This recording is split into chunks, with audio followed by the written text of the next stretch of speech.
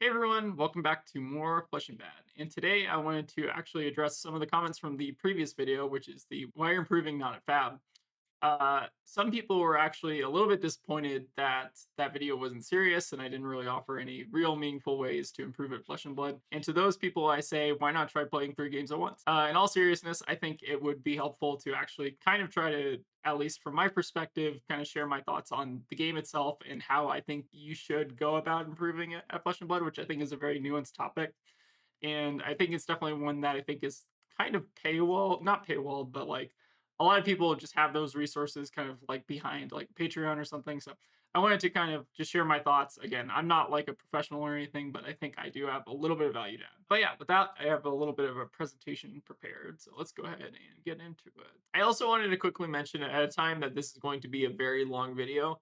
So this is going to be more kind of like podcast style. You can feel free to listen on your phone or whatever, or you can follow along with kind of the presentation. We got a couple memes in here, but yeah, this is going to be a pretty long conversation. I'm just going to be basically yapping for about an hour or two. So if you're into that, feel free to stay tuned. But if you're not into that, feel free to skip to whatever section you feel is kind of relevant. So this is the how to get good presentation with Flesh and Bad. I do want to give a little bit of background on me and I guess my Fab career. So I think I've started playing about a year ago. It was about a year ago, right? Like a year. Year and a half. Yeah, sounds about right. But yeah, we originally came from like Magic. I before that even came from Hearthstone. This is my current kind of Fab accolades. So my first actually big win was, or my first and only really big win was at the CTAC ProQuest Plus on pre-ban Zen. So this was with a 9 bonds endless. And that's a very, very grainy picture of me playing Pankaj in the finals. It's very hard to tell what's going on, but you can kind of see Majin Bay and Peter Bedenzik there. Also, I was in the San Diego AGE Open. I think that AGE Open was a pro quest. I'm not 100% sure, but anyways, I made it to top 8 on Scream and then lost horribly to Max the Hype Nitro. One of the more brutal games to, to ever be captured on Scream. I think I like basically just drew a bunch of chi and then like never drew Art of War, which it's pretty rough for like pre-Bonzan. Also, you can see his Belfry gloves there, which is kind of funny to play around T-Bone. I also got ninth at the Commoner Battle Hardened in Portland on Ira. And this is also me never playing Commoner before. I basically just stole some person's deck list. I think I've they've been on the channel, or they've been in the comments on the channel at some point. But yeah, I stole that person's deck list and then just piloted it to ninth just based off of good value gameplay. And then since then, I've not really gone to a whole lot. So I think Portland was like the last real event I've gone to, but we basically haven't been to a ton of events in total. Yeah, and there's also a couple like mentions to me. So I think this was Pankaj's like debrief after the Seattle Tacoma ProQuest Plus, and then if you go to like 105, 106, he starts talking about our game, which is really cool. Yeah, but that's kind of like my background and gives me a little bit of credence to kind of like some of the stuff I'm saying. But yeah, let's go ahead and get into, I guess, the meat of the conversation, what I kind of really want to talk about. Yeah, so in this video, I want to talk, my main focus here is improvement. So I want to talk about kind of like the groundwork that you need for improvement, and I guess kind of some of the core skills and fundamentals of the game. So I'm going to cover fundamentals, deck building, gameplay, targeting your meta, tournament play, mindset, and improving. I think these are kind of like the broader categories that I at least thought of. There's probably like more nuance and like detail you can kind of add to these, but I think it's probably helpful to kind of just have like a rough outline and then we can kind of go on tangents as we go. The whole goal of this conversation is to try to build up the vocabulary to talk about improvement, which I think is really important. So first, I want to start off on fundamentals. And a lot of this is going to be redundant. A lot of this is going to be things you've probably heard from other creators before. Again, I'm not trying to reinvent the wheel here, but I do want to just set the kind of ground framework for when we're talking about Flesh and Blood, because I think looking at a lot of the core design principles is very, very helpful, especially when you're trying to figure out why cards are good, why cards are bad, and like why strategies are good, why strategies are bad. We're going to talk about design fundamentals of that basically. So before we can kind of get into any conversation about improvement and stuff, we need to talk about the fundamental math of FAB. FAB is almost entirely kind of based around this fundamental principle, which is cards block for 3 and attack for 4. And again, this is not always true, but for the most part, like most cards kind of fall into this category. So take a look at like some of kind of like the earlier cards in the game. So like Wounding Blow and Wounded Bull. We basically have a 0 for 4 and a 2 card 8. Like this is basically like the fundamental rate of fab. So wounded blow, I think also blocks 3 if I'm not mistaken. Yeah, so it's like it's 0, 4, 3 block, right? That is kind of like the fundamental base floor of a fab card, right? And a lot of cards like have extra abilities, extra stuff on top of that. But when you're thinking about how to evaluate a card being on rate basically means it's like a 0 for 4. And blocking 3, obviously, just very important, just in terms of like blocking on hits and stuff. I think that is kind of like the fundamental rule for how fab cards are designed. So if this rule wasn't really in place, like let's say that the numbers were like switched or something, that cards attacked for 3 and blocked for 4, you'd almost never see like progress in a game. You basically see a lot of games slow to a crawl. A lot of fatigue strategies would be really good. You would basically just be able to block a lot more efficiently than you can attack. So I think it's very smart to actually build the game this way, especially when like attacking should basically send more damage than blocking, because blocking basically costs nothing, right? And I'm putting an asterisk here because I think blocking is most of the time worse than attacking, but there are a ton of cards in the game that kind of break that fundamental rule. So you have like Sync Blow, Test of Strength, Fate Foreseen. These are all cards that block for 4, and Test of Strength sometimes even blocks for like 7, right? Like that card's nuts. But cards do break this rule of the game, but there's not enough density to where that rule is broken for the entire deck basically. Like you only have so many tests of strengths, you only have so many fates and sinks. Like while they're very very good cards, there's not a critical mass to the point where games will always slow to a crawl. But again, they're useful in trying to slow down games like a little bit, right? The key takeaway here is that's kind of like the fundamental like floor of rate basically. So think about 0 for 4s, think about 2 card 8s, think about, uh, just efficient kind of like what an efficient fab card is. And it's basically a card that blocks for 3, attacks for 4. All right, so how do we win a game of fab? It's very, very simple. So you have to reduce your opponent's life total to 0. No matter how you do it, you're basically always going to have to do that to some extent. The only question, I guess, is how do you do that? And for the most part, you can kind of think of this as basically outvaluing your opponent over the entire course of the game, like who basically generates more value. When you're thinking about value, you can kind of just think about numbers, right? So if like you're putting up better numbers than your opponent, 95% of the time you're going to be able to beat your opponent. Fab is not always a math game, but a lot of times it basically is. There's like bluffing involved, there's like other skills, but fundamentally, if you're setting better numbers than your opponent, you're probably more likely to win that game. How decks extract value is also very different. So you have more aggressive decks that want to extract value by going like wide in terms of the combat chain. You have decks that want to try to kill you as fast as possible. You have decks with evasion that want to basically negate the value of your blocking card or generate value over time. But basically, when we're talking about blocking and attacking, despite blocking being bad, a lot of classes have baked into their game plan in order to set up like a long term thing.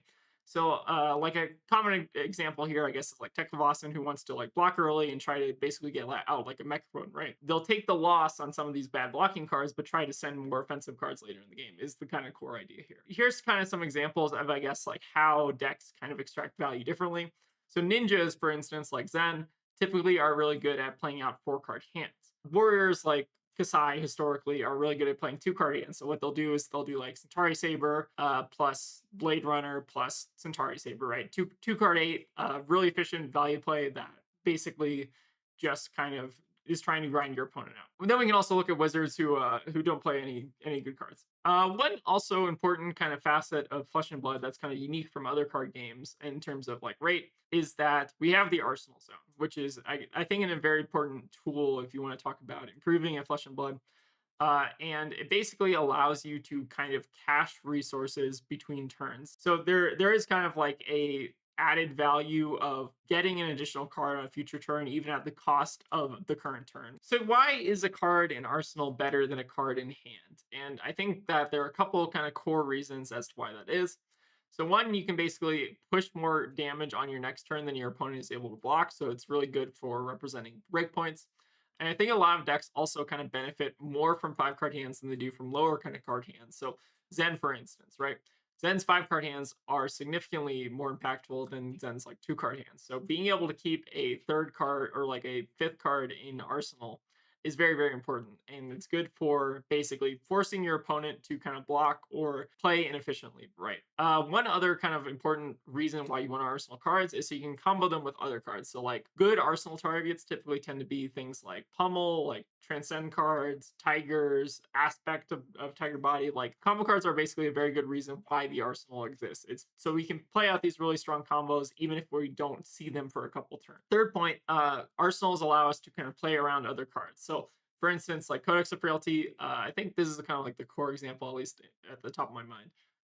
But we basically are able to kind of almost negate a lot of the value of Codex of Frailty by continually trying to keep an arsenal, which I think is really, really important. Quick disclaimer here again, it's not always correct to arsenal, and we'll kind of get into that a little bit later. I think that there are a lot of scenarios where arsenaling is just a very, very core kind of skill of the game, and thinking about why you're arsenaling and what you're arsenaling, I think, is very, very important. All right, so one important topic also when we're talking about fundamentals is talking about rate. And rate is something that's not intrinsic to the card itself. So oftentimes we'll individually assess cards, but we'll often basically need to kind of contextualize cards and kind of try to determine their rate from like a bigger picture of the entire hand versus just looking at the card on paper, right?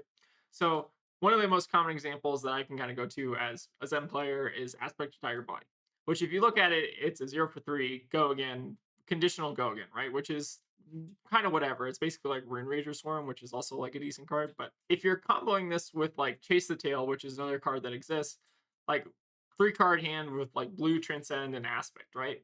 Uh, your effective rate goes from like a 0 for 3 go again to something like a 0 for 4 go again with also really annoying breakpoints. So one mistake I think I find players making a lot is looking at cards on paper versus kind of like contextualizing them, which I think is very, very important when you're trying to analyze cards, like figure out what cards are good, what cards are bad, and thinking about like combo potential with other cards and even equipment. In this example, one of the damage is basically coming from Shuko, right? So contextualizing the stats on the card itself with the other pieces that are in the deck, I think is very, very important when you're talking about rate. All right, so one important thing that I think we need to talk about is ceilings and floors. And this is also very important when you're analyzing value on cards and determining kind of like rate on cards, is thinking about the ceiling of cards and the floor of cards, because a lot of the cards are contextual. So you need to figure out how often you're triggering the ceiling and how often you are triggering the floor, right?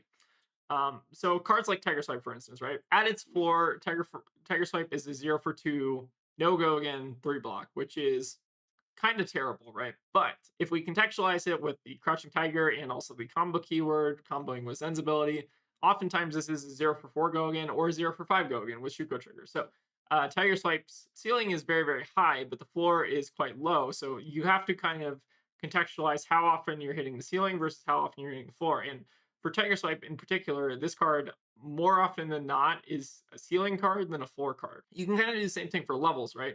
So if we look at, I think New and Zen are probably the decks that use levels the best. If you look at levels as a 1 for 3, no go again, no draw card, no +2, obviously the card's very bad.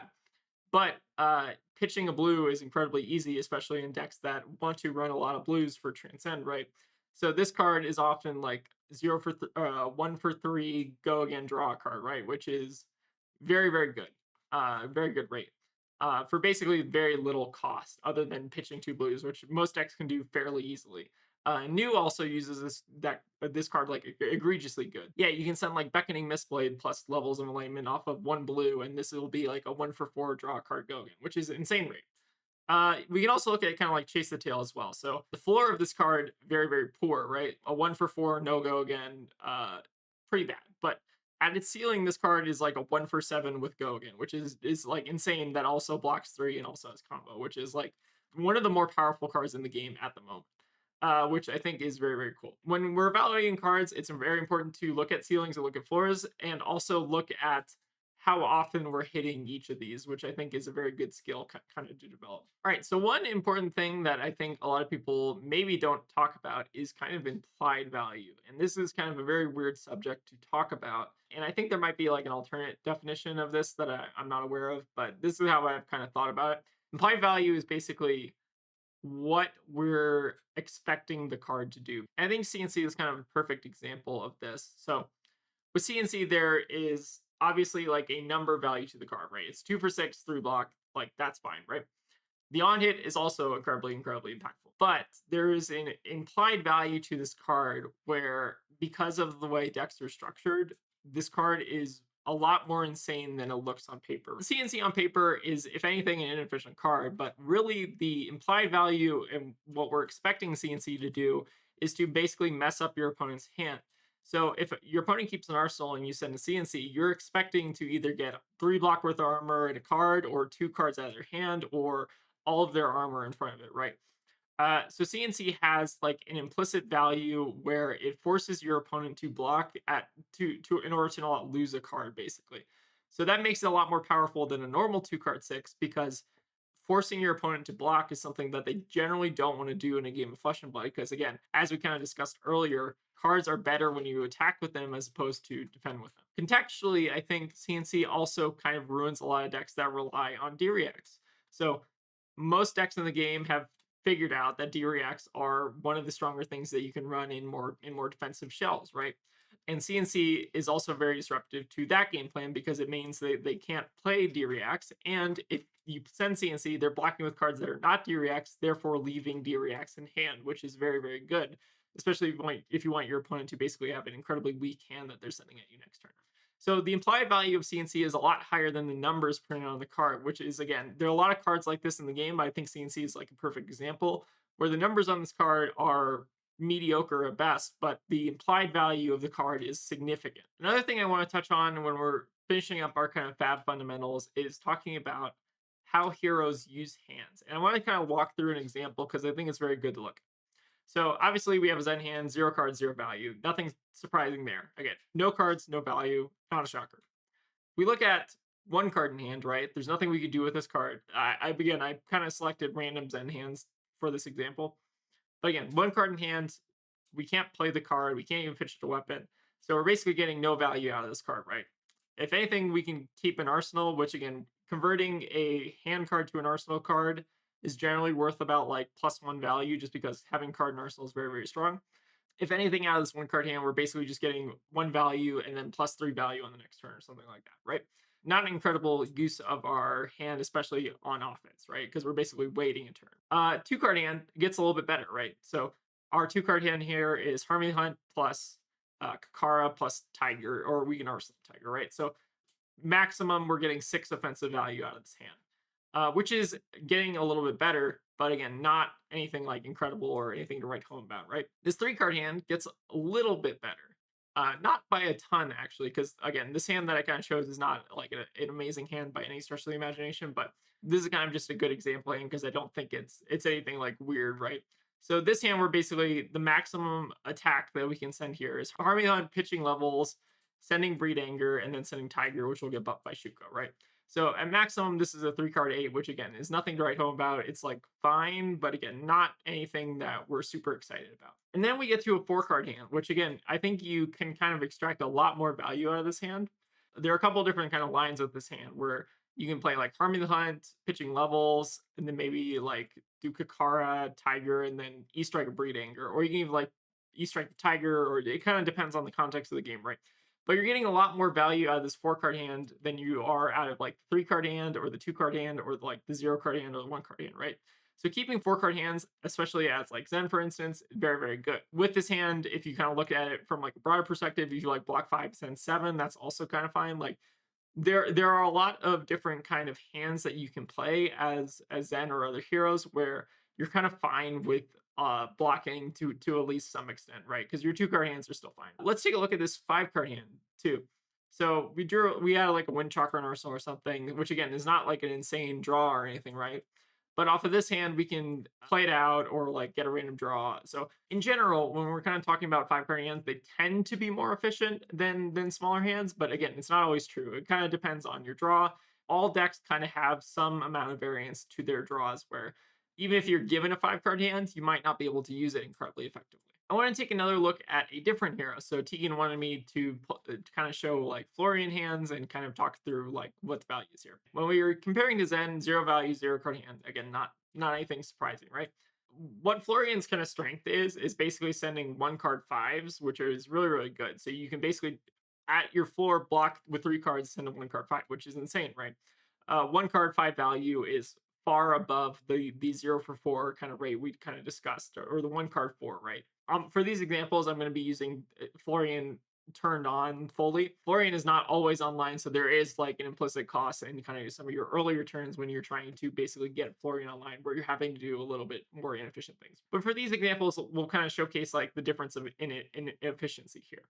So this one card hand is only worth 5 value, but again, that's still like incredible rate, right? Because we have Grasp of the Arcanine plus Reaping Blade. This 2 card hand is absolutely insane. So if we can decompose Felling plus pitch a blue, we're sending a 2 card 8 that also gets rid of a card from your opponent's hand, which you can roughly kind of equate to 3 additional damage. So this is basically a 2 card 11 if you kind of think about it. And if we look at this 3 card hand, because Florian's a lot better at sending 2 card hands than 3 card hands, the most we can do with this hand is pitch these to grass. So like this Plow Under would be pitched for 2 resources to make 2 rune chants, which would basically result in 10 damage plus 3 value from the felling, so 13 damage. So we're only getting an additional +2 out of this card. So if we were kind of trying to play efficiently, it might be more efficient to kind of like block 3, so we're getting 3 value instead of 2 value out of this card. This is kind of showcase that Florian's hands are kind of better on 2 card hands as opposed to 3 card hands, right? And similarly with this fourth card that we drew, so we're not actually able to extract any value out of this fourth card, not even from grasp or for anything, right? So if anything, we're basically not getting any value here. Like the most we can do is like arsenal this, right?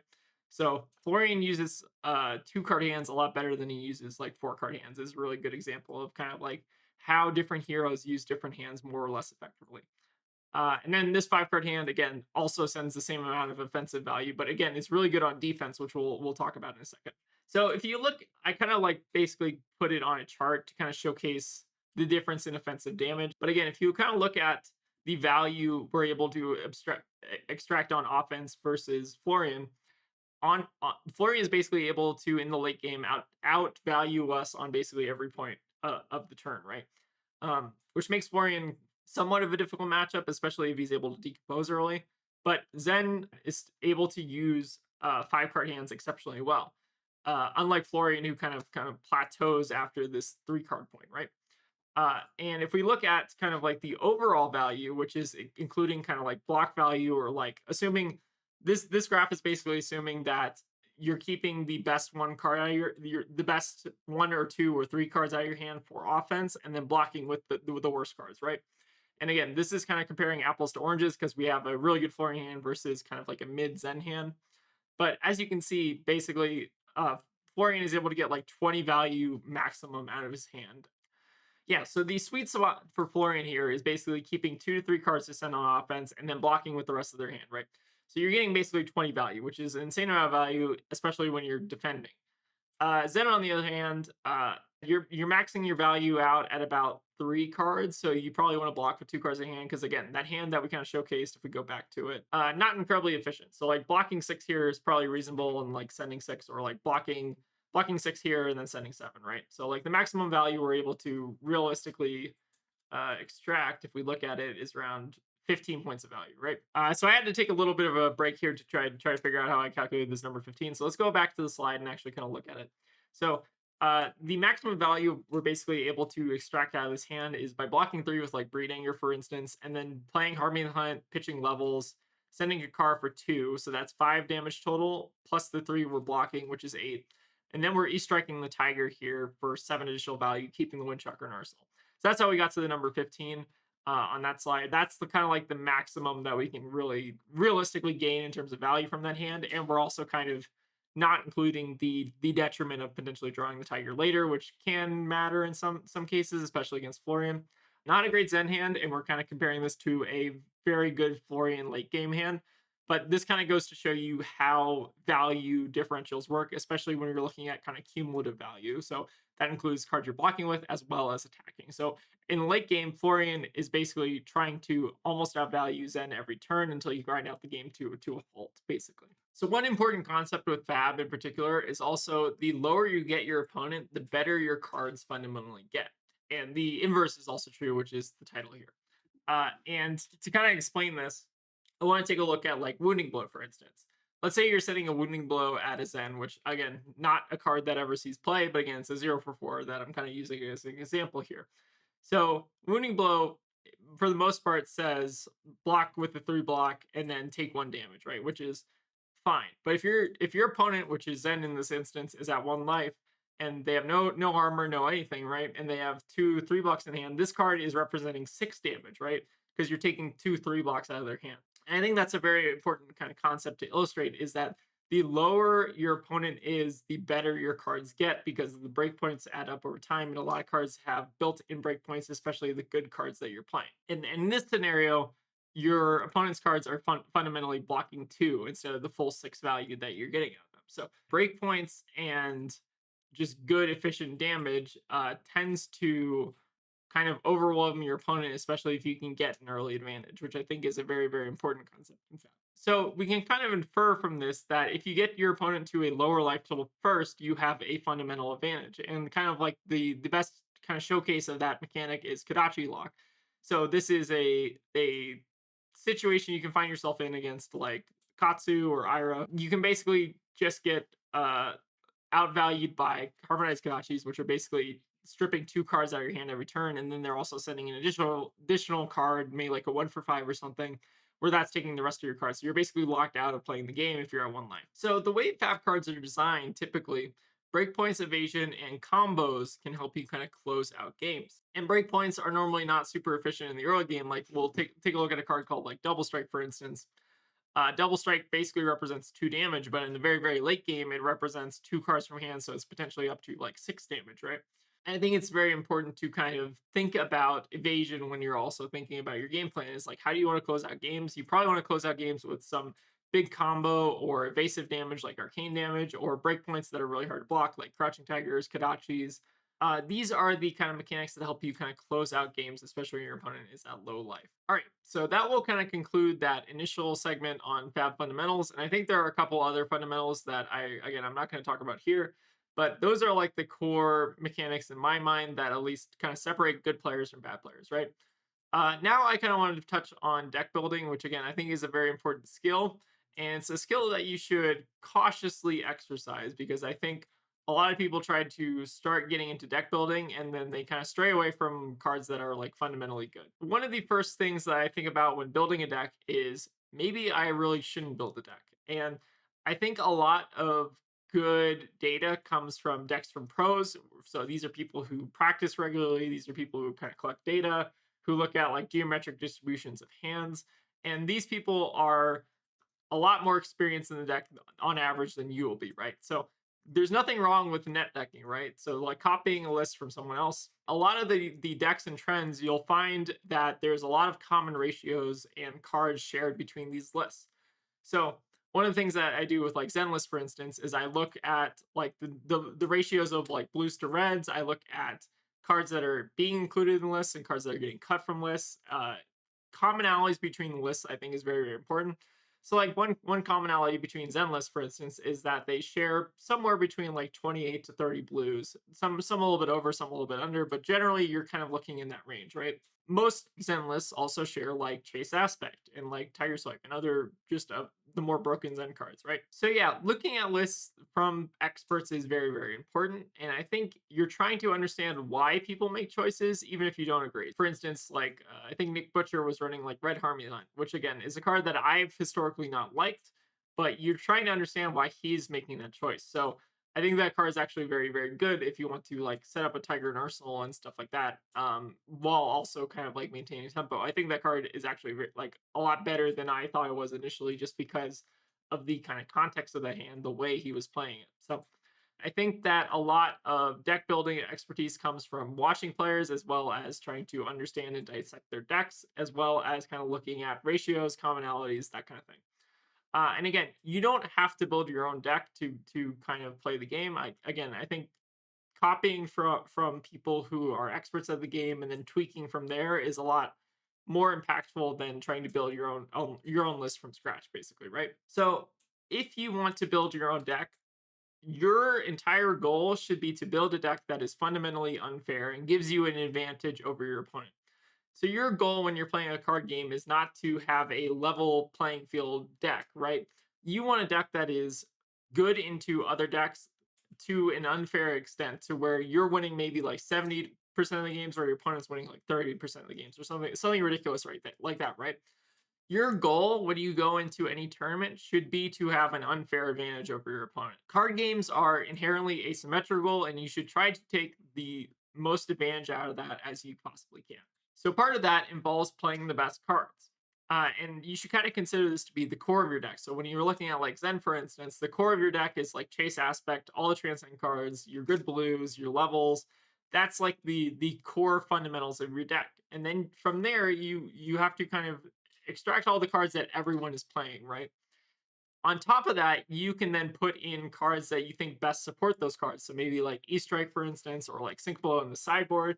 Cards that want to further your game plan, but are not your like star cards for by any means. These are the cards that are kind of like your cuttable cards, your cards that are kind of more on the fringe, but the cards that serve a very specific purpose, especially into like different matchups, like Warmongers, for instance, into Viscerai, or like CNC into Azalea. Like those kind of cards that while they might not be like main deck, they're very good sideboard slots to kind of switch up your game plan between matches, right? So another important skill is considering your cost curve, and this is a very hard skill to learn because a lot of this is based in like statistics and like distributions and stuff. Like again, I'm not a math major. There are probably a lot of people who are math majors in the Fab community who could explain this a lot better than I can.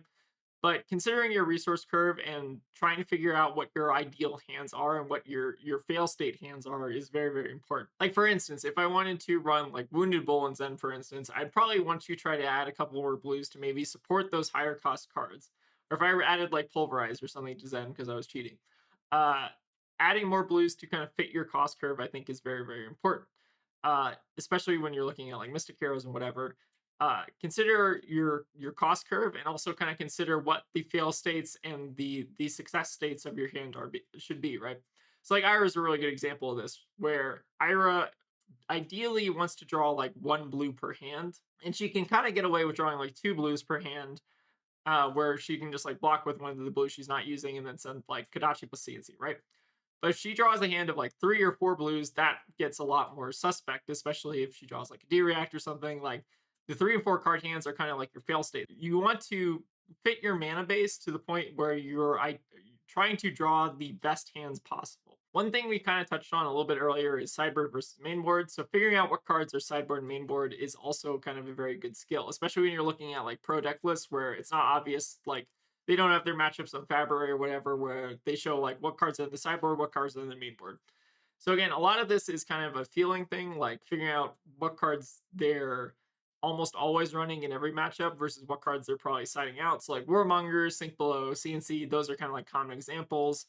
Other examples include just like other reacts or like Cosmic Awakening, like things that like don't fit into your main game plan but can be used in specific matchups. So like New, for instance, or like Azalea are kind of like good examples for like the Zen matchup. So one important thing with deck building is also iterating and trying new things. And I think this is kind of like the core skill that I'm trying to impart here because I think a lot of people won't have the experience to make their own deck from scratch. But what I think a lot of people should have the baseline skill to do is try new things, iterate, and kind of figure out what other people are trying. So cut cards that you think you don't like seeing or like don't like seeing on like a regular basis, and try adding cards that maybe you think might be better. So like I think a couple of cards that kind of fall into this category, like Breed Anger, Spinning Wheel Kick, Harmony Hunt, etc., from a Zen perspective, like cards that are very, very close fundamentally, but maybe they have like some minor niche kind of uses over other specific cards. So I think this is a very good skill that a lot of people should try, and I think modifying sideboard plans and like figuring out what your local meta is, that kind of thing is a very important skill to kind of master when you're trying to talk about like improving your fab game plan. And when we're trying to iterate through cards, I think one important skill is to avoid cards that seem bad. So I think Roar the Tiger is like a really good kind of example of this, and people will fucking hate me for this in the comments. But Roar is at its floor, it's a 0 for 1 go again, right? With some like weird hand tiger synergy and also buffs other tigers. So like at your ceiling, like the most I've ever seen anyone get out of that card is like a 0 for 4 go again, right? which is fine. It's like decent for a yellow. When you were looking at the floor of a card, the card is terrible at its floor. It's a 0 for 1 with no upside. That's a yellow. And again, Zen loves blues, that kind of thing. So rely on your fundamentals to avoid testing cards that seem bad because otherwise you're never going to be able to test everything, right? Only try to test cards that seem to kind of fit into your fundamentals of like having like good on rate numbers. So number 9, which we kind of touched on earlier, is become a stats major. I am not a math major. Stats was not my strong suit. If you want to like really get deep into deck building and figuring out cost curves and like figuring out idealized kind of like hand draws, become a stats major. There's a lot of like complicated math that kind of goes behind that, and I think that a lot of that can improve your deck building skills basically. So for this section, I want to quickly kind of talk about gameplay. And I think the first kind of fundamental thing that when we're talking about gameplay is understanding what our win con is. So how does your deck win the game? So like Zen, for instance, you basically want to just send all your cards at your opponent, kill them as fast as possible, get them to a point where you can lock them out with chi in the mid to late game, that kind of thing. With Florian, for instance, you basically have a game plan where you're wanting to set up earth cards in graveyard, decompose, and eventually get to the point in the late game where you can block everything your opponent's doing and then send really efficient damage at them to the point where they can't block and then you're able to outvalue them. So think about your deck's win con and think about, I guess, who is supposed to be favored at various points of the game. So Zen, for instance, kind of struggles a little bit in the early game pre-transcend because you don't have like a ton of great numbers in Zen without transcending. But Zen's numbers get insane after like the first transcend because you can use traverse to like fix hands. You can use chi that you naturally draw from the deck, and then in your mid to late game you start drawing a lot of chi naturally. So Zen kind of actually gets a lot better as the game goes on and you're able to kind of develop out your cheat. Florian, for instance, kind of has the similar kind of issue to Zen where he kind of struggles a little bit in the early game, but has incredible blocking and value potential in the late game. And then Aurora, for instance, is excellent in the early to mid game where you have just these really high damage turns, really efficient numbers. But she can kind of struggle as her resources run out and the longer games kind of go on if you're able to like fatigue her or get her to a point where she's having to block disruption. Yeah, so figuring out what your game plan is and when you're supposed to be favored is very, very important when you're trying to figure out what you're doing wrong. Because if you're supposed to be favored in the early game, but you're losing a lot in the early game, it can kind of help you identify maybe where you're kind of like misplaying, that kind of thing. Maybe you're blocking too much. Maybe you're, just eating disruption when you shouldn't be eating disruption, that kind of thing. So know when you're supposed to be favored versus you're supposed to be unfavored, and try to basically bake that into your win con. Like play super aggressively early and then try to close out a game late game, or try to wait for your late game kind of combo. That's kind of the point I'm trying to touch on here. Hey everyone, wanted to do a quick interjection here. So I was watching back the video, and there was kind of an important subject that I wanted to mention on the understand how to win slide. And I think that is understanding your role. And I maybe didn't have the words to kind of explain this now, but I think this article that I'm showing here kind of does a pretty good job illustrating that. So this is a Magic article. So again, you don't have to understand everything about Magic, but what is good about this article is it talks about understanding what your role is supposed to be in the game. Are you the control deck? Are you the aggressor? Are you the defender? I think that's a very kind of important concept, and I think that is why a lot of people end up losing games. So one kind of prime example of this is the Zen Aurora matchup, right? So I think in general, Zen can be the aggressor, but you generally want to have a lot more of a defensive game plan so that you can kind of stave off Aurora's kind of spike turns, which I think is kind of like a newer kind of development in the matchup. But I think that like that's kind of understanding your role and like who's supposed to be the offense versus the defense. I think is very, very important. That kind of falls into a little bit, I guess, of understanding your deck's game plan, which is understanding how you're winning. So a lot of good decks from what you see, like Zen is one of the best decks in the format right now. And one of the reasons that he is one of the better decks is because he has this pivot game plan. So you can pivot between this very offensive list that can deal with like Enigma, for example, where you want to be the aggressor. And then you can also pivot to a more defensive package where you run a bunch of generic D-reacts, you run a bunch of like Waxons, that stuff, uh, that can help you win against like more aggressive decks like the Mirror, for instance, or like Aurora or like Viscerai, for instance. Like these are all decks where you want to generally have some amount of defense baked into your game plan. So I think understanding your role is very, very important. And again, I'm going to try to link this article in like the video description because I think it does a very good job. Go read this article again. It's in a, from a Magic perspective, but I think that understanding who is supposed to be the beatdown versus who's supposed to be the defensive deck is very, very important. And I just wanted to add that in here before we get back to the rest of the video. So thank you for listening to my interjection. But yeah, we'll continue with the rest. So another kind of key thing that a couple of people have kind of asked me to kind of cover here is to when to block versus when to attack. And if you remember from kind of an earlier slide, when we're talking about fundamentals, we want to try to maximize our cumulative value. Now, you can think about this on a turn to turn basis, but you can also kind of think about this on kind of like a broader, like over the course of the game. So your goal is to maximize cumulative value over the entire course of the game and not just on one individual turn, although maximizing value per turn is also very good. It's fine to lose the battle of the turn, which is this point number 4 here, but try to win the cumulative value game. And I think an important thing to think about here is life differentials. So I have a kind of example here that I kind of want to walk through, and I think this is maybe kind of a pretty decent example of like what kind of happens in a normal game of Flesh and Blood. So in this scenario, your opponent's at 20 life, you're at 10 life, and your opponent is sending like an 8 damage hand at you, representing 80% of your life total. So 8 divided by 10, 80%, right? Uh, if you were to keep all 4 cards in hand, you could represent 14 damage, where that would basically threaten 70% of their life total, but they're keeping a 4 card hand, right? So again, they don't have to block here, right? Because they're at 20 life, you can't threaten to kill them. But what you can do with your hand is block 12. So let's say you like maybe block 6 here and block 6 on 8, take 2, go down to 8, and then you may send like a 2 card 7 at them or like a 2 card 8 or something, right? That might be better than trying to keep your whole hand and send it at them, especially if you can't kill them. So I think it's very important when we're talking about blocking versus attacking to think about the percentage of your opponent's life that you're actually able to deal. So in this kind of exchange, basically, you're losing 80% of your life, your opponent's losing 70% of life. You're losing, even though it's technically on paper better to send the hand attacking than it is blocking, right? So it's contextual, but basically in this scenario, what I would probably try to be looking at is whether or not I can lean on blocking to try to draw towards a more efficient hand. Like let's say my opponent bricks next turn or something, and they're only able to send like a 2 card 8 or something, then we can maybe push our entire 5 card hand at them and try to basically close out the game from there.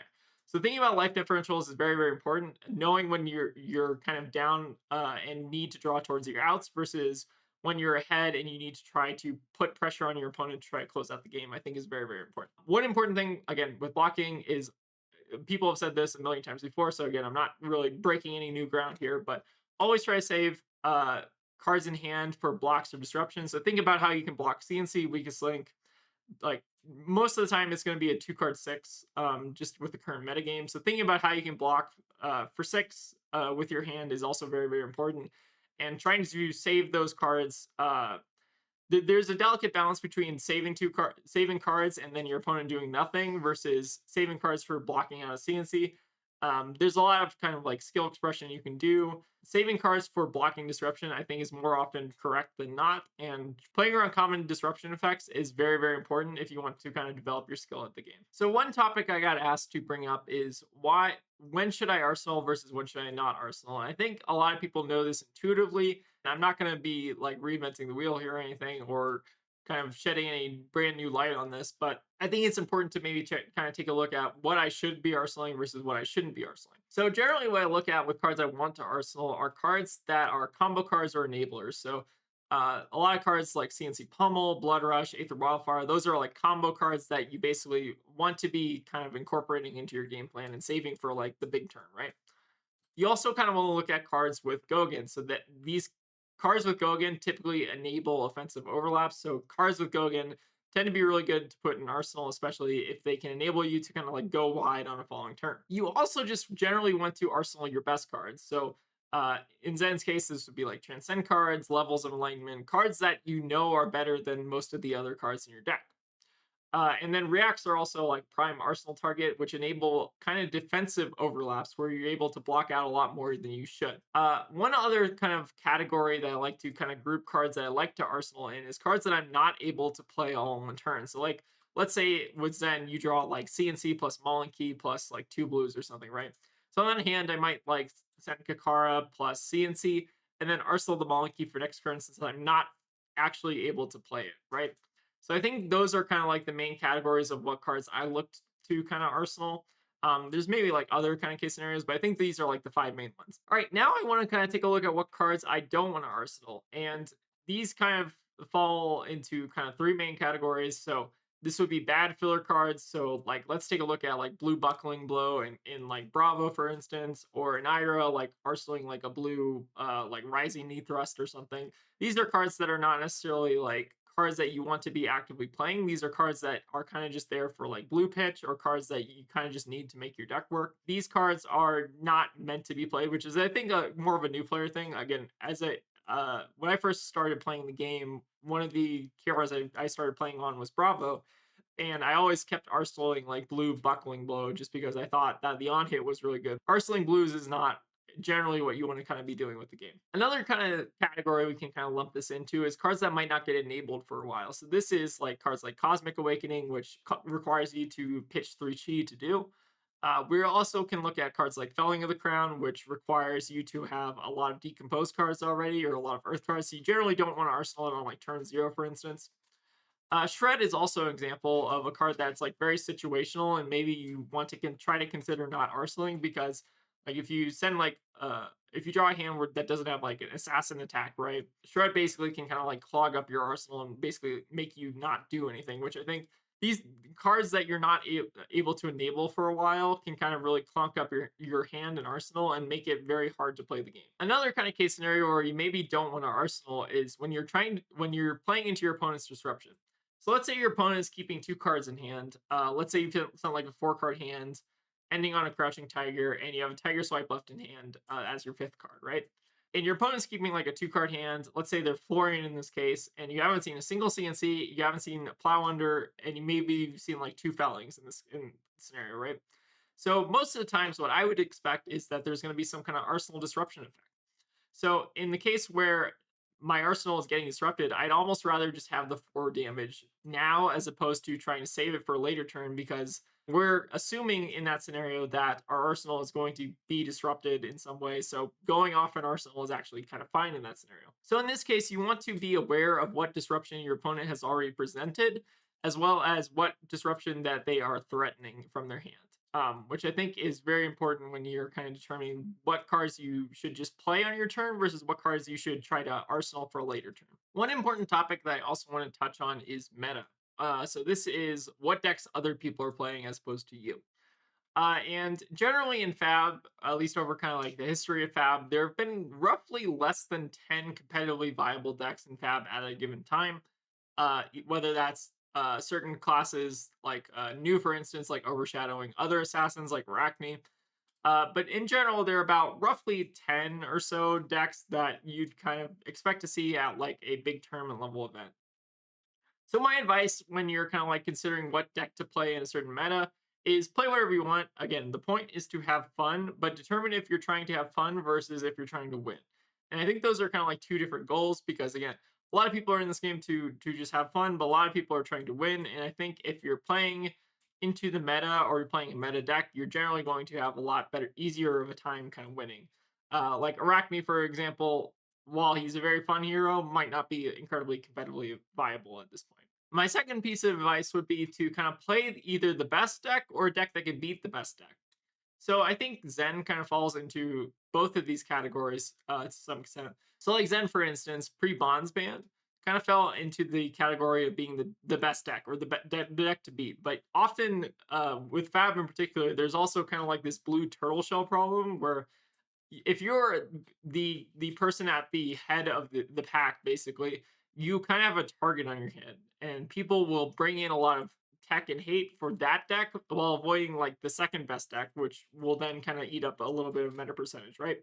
So you generally want to not be either you generally not do not want to be the best deck. You want to kind of be the deck that beats the best deck. There are some decks that in Fab's history have just been so like overpowered and broken that even when people were teching for them, there wasn't really a solid answer to them. Like Starro, for instance, Chain, decks that were basically just miles ahead of the next best decks in this scenario. So important thing also when talking about meta is you should know what cards are likely to be in your opponent's deck. All right, so like if your top five decks are like Enigma, Viserai, Aurora, Zen, and New, if you know that those are the best decks in the format, you should also try and know what cards are likely to be in your opponent's deck. So like in Enigma, for instance, most of them are running like either CNCs or like a CNC pummel kind of plan.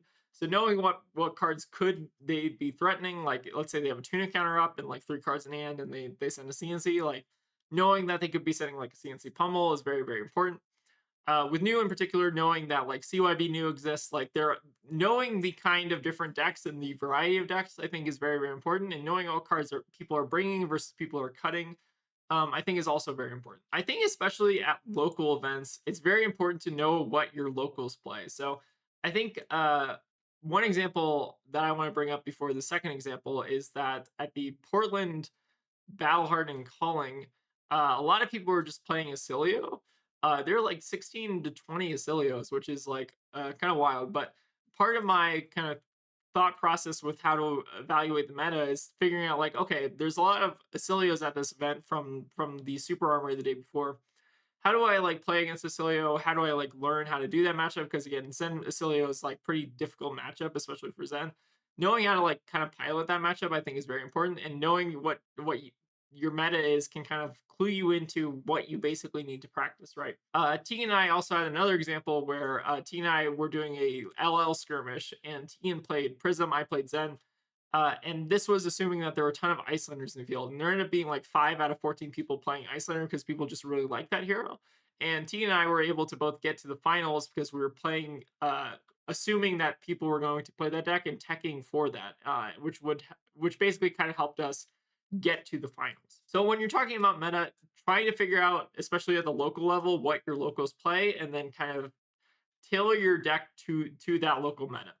At larger tournaments, this doesn't tend to work as well because people are generally playing the best deck or the decks that can beat the best deck. But at the local level, a lot of people just play the deck that they own or the deck that they have the most fun on. So tailor your deck to try to beat what you expect to play, basically. When determining what deck you want to play, I think and also a very important thing to realize is that certain decks are a lot easier to pilot and more forgiving than other decks. So Zen, for instance, like Zen's not an incredibly hard deck to pilot. You do have to make like some smart blocks and smart whatever, but he's not like a terribly hard hero to like sequence and figure out like what the best line is.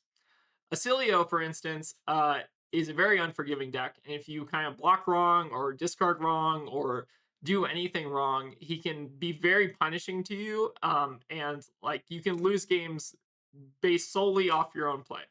So decks like this that are a lot less forgiving give you a lot less room for error, especially if you're bringing them to like a tournament setting or to like a big event. Where even if the deck is really really good on paper, if it's super hard to pilot and it punishes you very bad, maybe it's not actually as good as you think it is, right?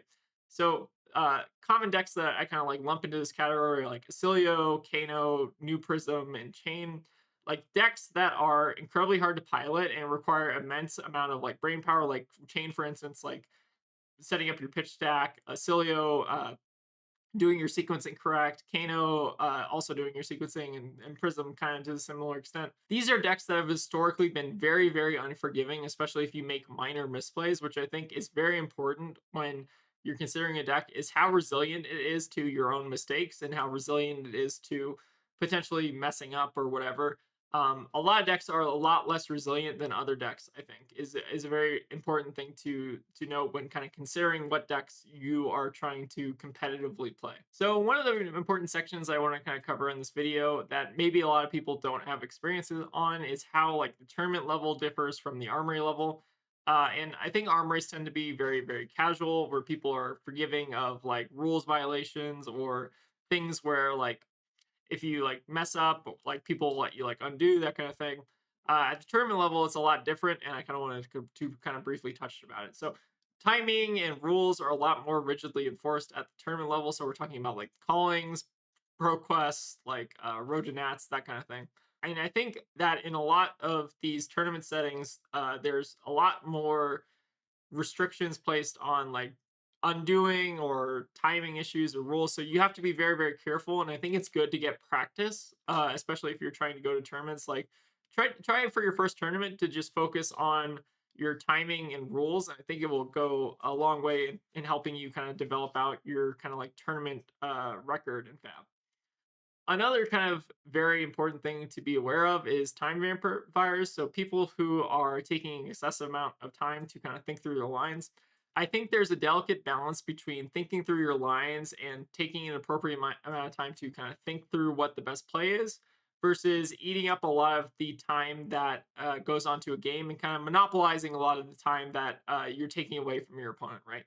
So I think one very important thing when you're kind of considering your tournament play is that you need to be very careful about taking enough time to make the plays that are best, but also playing at a rate where your opponent is also able to do that, and you're able to get to a final end state where one person has won, one person has lost instead of a tie. Because in Fab, generally ties are basically the same as losses. So there's no real advantage to tying with your opponent, which I think is very, very important. One other important thing to note is that there are a lot of niche rules scenarios that can happen at like high level tournaments.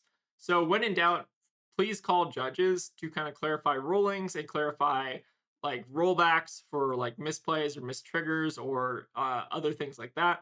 I think it's very important to rely on judges for what rules that you're not certain of, because again, no one in fab knows every single niche like rule scenario. Judges are the experts and they tend to have a lot more knowledge on rules and regulations than your average player. And then important things to note in terms of like mindset for tournaments is focus on, the long term marathon, not the sprint. So if you lose a game, I wouldn't get discouraged. A lot of people will lose games like early on and then basically sweep from there. So I think it's very important to continue and not get like tilted or anything after you lose a game, and focus on your marathon record in the tournament as opposed to just one individual game.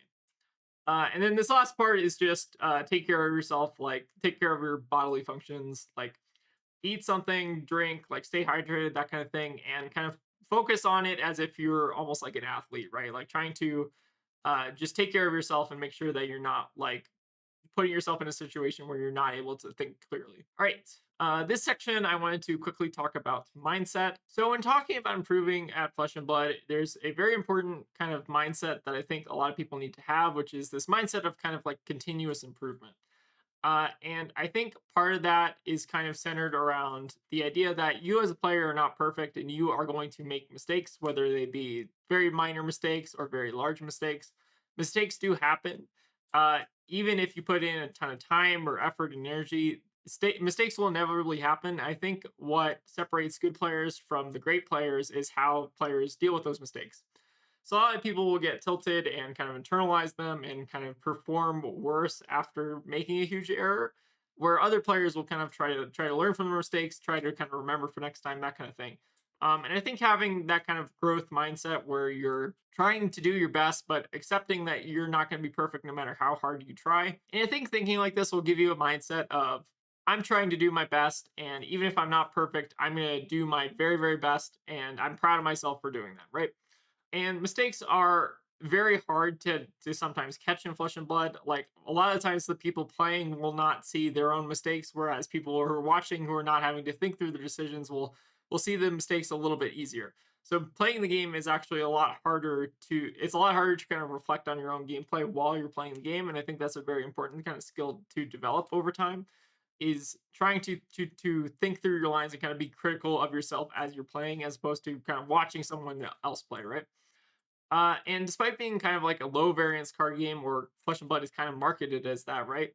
There is a lot of bad variance that can and will happen. Like you can get bad draws, you can just whiff or fizzle, right? And I think acknowledging that bad variance can help you feel like try to basically separate your losses into losses that you can control and losses that you can't control. And I think you're going to be able to kind of like separate what is blocking you from improvement versus what is not blocking you from improvement, basically. I think practice is also very, very important when you're trying to develop out, I guess, your skill set. And I think it's especially important to kind of focus on your bad matchups. So I think one of kind of like the areas of expertise that I in particular developed was playing into new as Zen. And new is technically on paper favored into Zen, but I think that over time, as I've kind of like developed my skill in the matchup and kind of a feel for like what disruption they have, when they have it, that kind of thing, I think that I've actually kind of turned that matchup in my favor just through rigorous practice. Like I probably have at least a couple hundred games against new as Zen. So I would say that practice is king, and especially if you can practice into good players, as opposed to just like randos on Talishar. I think that the quality of your practice also matters a great deal. And then I kind of touched on this briefly earlier, but identify why you're losing games. So whether that's inexperience in the matchup, whether that's just bad RNG, whether it's bad matchups, player fatigue, etc. Try to kind of reflect on why you lost the game and like what individual events kind of caused you to lose the game, and try to learn based on that. And I think that this is a very kind of hard skill to master, identifying why you're losing. And I think a lot of players will struggle with this initially, but I think this is very important that if you want to identify how to improve, identifying your problems is really kind of what you're actually trying to kind of focus on. And I'd say learn from mistakes, but don't beat yourself up over like dumb stupid misplays again. Like I misplay all the time. Like it's inevitably going to happen. You're not going to think about some random thing and then you're going to punt, right? It's inevitable. Just try to learn from it and don't let it bother you. And just if you're in a tournament setting, obviously try to keep playing. Just try to kind of like tough it out and try not to over obsess about your individual misplays, right? And I think it's also important to kind of take some breaks from the game. So don't burn yourself out trying to do 100 games a week on Talishar and like practice for an event. Try to take some breaks. Try to like play another game, play another card game, play. Don't even play card games. Do whatever, right? Don't burn yourself out on the game because I think that it's kind of there gets to be a point where it's kind of counterproductive to improving at the game where you're burning yourself out, right? So I think this is the kind of the key mindsets that separates like the really really good players from kind of like the more average player. And I think developing this mindset I think is very important to kind of just develop out your skills and kind of improve over time. All right, so my final slide will be on improving, and I have a couple of points here that we've built out this kind of framework for talking about flesh and blood, and I want to kind of summarize them and kind of like form kind of like a synthesis of all the kind of points we were talking about earlier. So Tegan and I were kind of brainstorming like what the best ways to improve are, and I think we've kind of narrowed it down to kind of these seven. So I think the most important thing that you can do is do focused and repetitive practice. What I mean by focused here is like not like watching a movie while playing Talishar. It's getting good reps into very good players, because good players tend to kind of stress your deck and your gameplay kind of in ways that bad players won't. I would also encourage you to kind of question your own lines and be critical of your plays.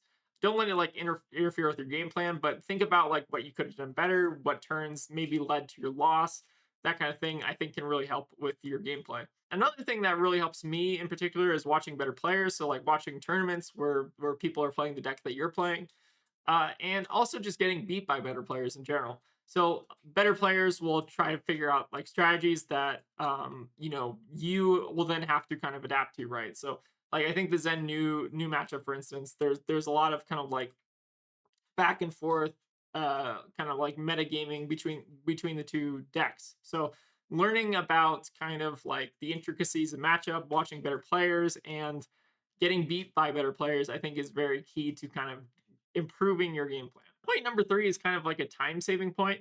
So know which matchups are worth practicing versus not worth practicing.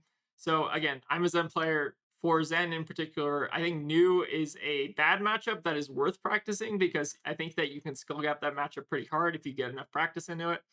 Kano, on the other hand, is not a really worthwhile matchup because it's not a matchup that we're actively targeting for. Like we can beat Kano, but currently I think most analysts are running AB1, so it's not really worthwhile to practice into Kano when we're basically giving up that matchup, right?